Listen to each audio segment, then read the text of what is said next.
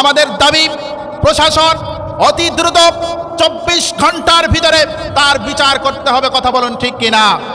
আজ যদি কোরআনের আইন আমাদের রাষ্ট্রে যদি বাস্তবায়ন করা হতো, তাহলে এই ধর্ষক, এই নরপশু এরা এমনিতেই সোজা হয়ে যেত। কথা বলুন ঠিক কিনা?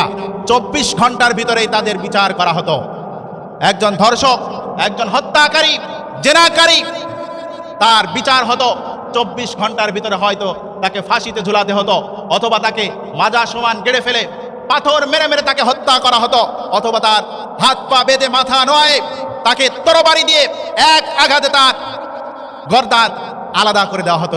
তার এই বিচার করতে হবে, তাকে ফাঁসির রশিতে ঝোলাতে হবে। এইটা সমস্ত মিডিয়ায় প্রচার করতে হবে, পত্রিকার মাধ্যমে প্রচার করতে হবে।